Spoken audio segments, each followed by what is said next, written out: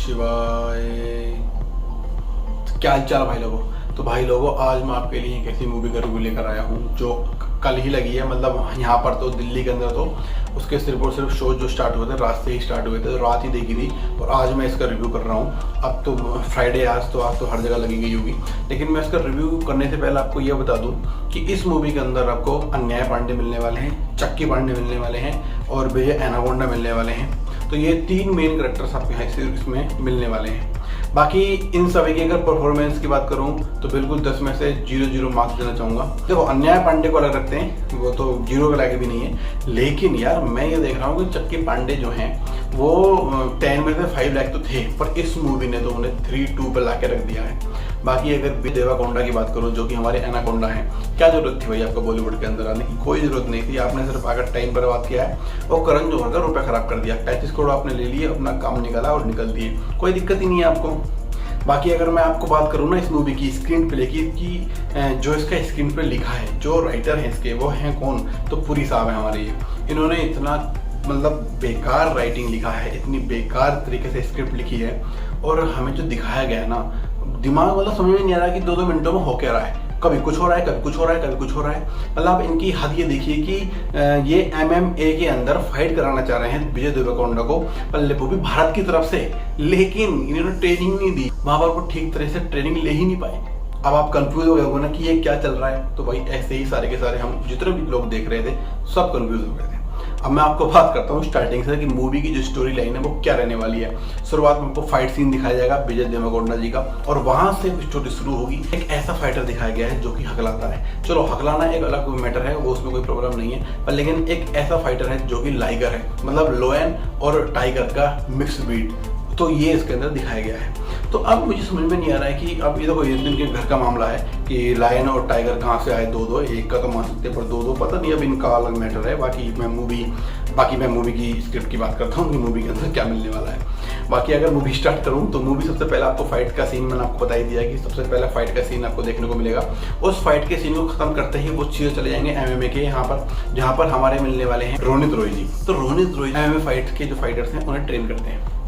अब यहाँ से कहानी स्टार्ट हो जाती है। अब कहानी थोड़ी और आगे बढ़ती है, कहानी को आगे बढ़ाया जाता है और फिर यहाँ पर उन्हें मिल जाती हैं अन्याय पांडे और वो इन्हें भ्रमित करना शुरू कर देती हैं। जैसे कि इनकी माँ है तो ये कहती रहती है कि भाई किसी लड़की के चक्कर मत पड़ना, और रोनित रॉय जी भी कह देते हैं कि भाई किसी लड़की के चक्कर में नहीं पड़ना है, नहीं तो लाइफ बर्बाद हो जाएगी और आप MMA की यहाँ पर पूरी तरीके से सफल नहीं हो पाएंगे। तो भैया ये वहीं पर भटक जाते हैं अन्याय पांडे के साथ। अब भैया ये भी ऐसी ही मतलब पागल औरत है, समझ में नहीं आता कि ये इसे लेता कौन है। करण जौहर, सिर्फ तेरे अंदर ही ताकत है कि ऐसे एक्टर्स को ले सकता है, बाकी तो कोई और लेने वाला है नहीं। ये सिर्फ तेरी वजह से चल रहे हैं, नहीं तो अच्छे एक्टर को लेना शुरू कर दे, उनकी भी लाइफ बन जाएगी। और ये जो आपने ले रखा है ना बिना बात के एक्टर्स को ले लेकर जबरदस्ती की फिल्म बना रहे हो और टाइम खराब कर रहे हो, तो वो जनता का मत करो।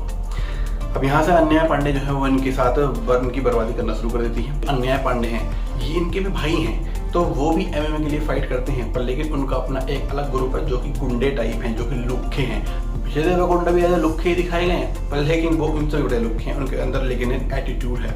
अब यहाँ से कहानी स्टार्ट और आगे बढ़ती है और फिर उन दोनों की झड़प भी कई बार होती है, अन्याय पांडे की और उसकी। पर लेकिन ट्विस्ट यहाँ पर ये क्या डालते हैं, इनके साथ अन्याय पांडे और विजय की कई बार बातें हो चुकी हैं, पर लेकिन उसके बाद में पता चलता है कि जब उसका भाई इससे बोलता है अन्याय पांडे से कि भाई कम से कम इससे पूछ तो ले कि ये बोलना भी जानता है, ये हकलाता है, तू क्या हकले से शादी करेगी? तब पता चलता है कि ये हकला है। मतलब समझ में नहीं आ रहा है, इतनी दिनों से बात कर रही है, सब कुछ हो रहा है, लेकिन उस टाइम उसे समझ में नहीं आया, पर लेकिन अब उसे समझ में आ रहा है कि यार ये हकला है। चलो वो भी ठीक है। अब ये बोल देती है कि मैं आपसे शादी नहीं करूँगी, मेरे बच्चे भी हकले पैदा होंगे तो मैं क्या करूँगी। भैया यहीं पकड़ देते हैं इंटरवल। तो इंटरवल से पहले की कहानी है ये।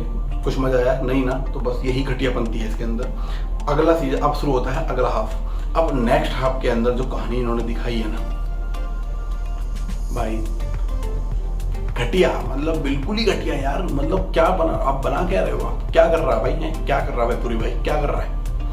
अब ये क्या करते हैं, यहाँ से MMA की फाइट शुरू हो जाती है। अब ये इंडिया के अंदर फाइट करनी शुरू कर देते हैं। जो अन्याय पांडे हैं उनके भाई को भी हरा देते हैं और मतलब अपना परचम लहरा देते हैं।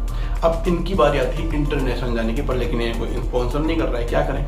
फिर एंट्री होती है चक्की पांडे जी की। अब चक्की पांडे इन्हें स्पॉन्सर करते हैं, लेकिन जो कि विदेश के अंदर रहते हैं, और वो ही इन्हें अपने प्राइवेट जेट से जो है विदेश बुलाते हैं और वहाँ पर फाइट की पूरी जितनी भी फिर खर्चा हो सकता है, वो सब का सब इन पर लगा देते हैं। अब यहाँ से कहानी को थोड़ा और मतलब खींचा नहीं जाएगा, ये घसीटा गया कहानी को, थोड़ी सी कहानी को और घसीटा जाता है। अब कहानी थोड़ी और आगे बढ़ती है और वहाँ से फिर फाइट के सीन्स वहाँ पर शुरू होते हैं। अब जब फाइट के सीन शुरू होते हैं, आगे बढ़ती है, फिर बीच में पता चलता है कि जो अन्याय पांडे है वो चक्की पांडे की बेटी है। वाह, क्या क्या बकचोदी है बे, क्या बकचोदी है ये, क्या कर रहे हो यार। कोई नहीं, अब जितनी बकचोदी झेली है तो ये भी बकचोदी झेलेंगे, और क्या है। फिर कहानी और आगे बढ़ती है और उसके बाद जो अन्याय पांडे हैं उन्हें जो है किडनैप कर लिया जाता है। और किडनैप करने की जो वजह निकल कर आती है कि चक्की पांडे ने कुछ लोन लिया था, वो लोन नहीं चुका पा रहा था, तो इस चक्कर में उसे उठा कर ले गए हैं। अब जो है अपने विजय एनाकोंडा साहब बचाने जाते हैं और इनकी फाइट होती है कम से कम अच्छी ग्रुप वाली लड़कियों से।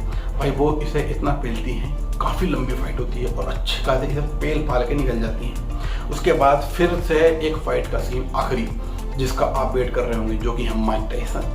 मतलब समझ में नहीं आता है कि जिसने किडनैप किया है वो माइक टाइसन निकलता है। मतलब माइक टाइसन को एज ए गुंडा, एज ए विलन दिखा दिया गया मूवी का। और लास्ट में माइक टाइसन के साथ जो फाइट दिखाई गई है वो बेवजह है, बेफालतू है, कोई मतलब नहीं है। दिमाग के सिस्टम आप हिलाकर फेंक देंगे। हो सकता है आस पड़ोस के लोगों को आप पीटना शुरू कर दें या फिर वो पागल होकर आपको पीटना शुरू कर दें, क्योंकि माइक टाइसन को वो पेल पाल के निकल जाता है। मूवी खत्म। अब समझ में नहीं आ रहा है इसमें, ना तो कोई क्लाइमैक्स है, ना ही कुछ मसाला है, ना ही कुछ है। गाने 4 से 5 6 7 गाने, जाने कितने तो गाने भर दिए हैं, और वो भी सारे के सारे फ्लॉप, सारे के सारे घटिया। मूवी स्क्रिप्ट कतई बेकार, स्क्रीन प्ले घटिया, एक्टिंग नल बटे सन्नाटा। समझ में नहीं आ रहा मूवी क्यों बनाई गई है, जरूरत क्या थी। बजट सुनेंगे 125 करोड़ से 175 करोड़ का बजट है इसका, और 35 करोड़ विजय भाई लेकर निकल गए हैं और उनका अपना काम हो गया है। करण जौहर को बर्बाद कर दिया गया है 125 से 175 करोड़ का अपना बजट बनाकर, और भाई पूरी भाई ने पूरे मजे ले लिए हैं। ये थी भाई मूवी की स्क्रिप्ट, मूवी की कहानी। अब आप डिसाइड कीजिए आपको देखनी है कि नहीं देखनी है। अगर आपको पैसा और टाइम दोनों बचाना है तो मेरे में मत देखिएगा, कोई ज़रूरत नहीं है। बिना बात के मूवी देखने की कोई ज़रूरत नहीं है। और एक वजह और बताऊँगा इसकी मूवी ना देखने की। ये भाई साहब जो है इंटरव्यू के अंदर ये भी बोल चुके हैं कि जिसे मूवी नहीं देखनी है, जिसे बाइकआउट करना है वो करे, हम पर घंटा फर्क नहीं बाबा। समझ रहे हो, इन पर घंटा फर्क नहीं है। जब इन पर घंटा फर्क नहीं पड़ रहा है तो भाई क्यों जाएं देखने। हमारा तो मजबूरी है रिव्यू देना, आपको बताना है कि मूवी क्या है। पर लेकिन जिसे हम जैसे लोगों की रिव्यू देखने के बाद मूवी देखनी होती है, भाई मत देखना। OTT पर आएगी, टाइम उसी टाइम खराब कर लेना, थोड़ा सा फ्री मिल जाएगी और टाइम बच जाएगा। नहीं देखोगे तब भी कोई ऐसा गुनाह आपको अंदर से गुनाह महसूस नहीं होगा, बड़ा अच्छा प्राउड महसूस होगा कि एक अच्छी मूवी छोड़ दिया आपने। हाँ बिल्कुल, ब्लॉकबस्टर मूवी, कोई दिक्कत नहीं है भाई। यही रिव्यू था। बाकी आप जैसे भी आपको लगे आप बताइए कमेंट के अंदर। आपको अगर मूवी देखी हो तो आपको वो मूवी कैसी लगी, क्या मेरा रिव्यू आपके हिसाब से ठीक बैठा या फिर नहीं बैठा। बाकी मैं ऐसे ही शानदार रिव्यूज लाता रहता हूँ हर मूवी सीरीज वगैरह के। तो अगर आपको रिव्यू पसंद आते हैं तो वीडियो को लाइक कर देना, चैनल को सब्सक्राइब कर लो, चारों तरफ फैला दो। बाकी मैं आपको ऐसे ही मसाला लाता रहता हूँ पंडू मसाला पर। फिर मिलेंगे चलते चलते।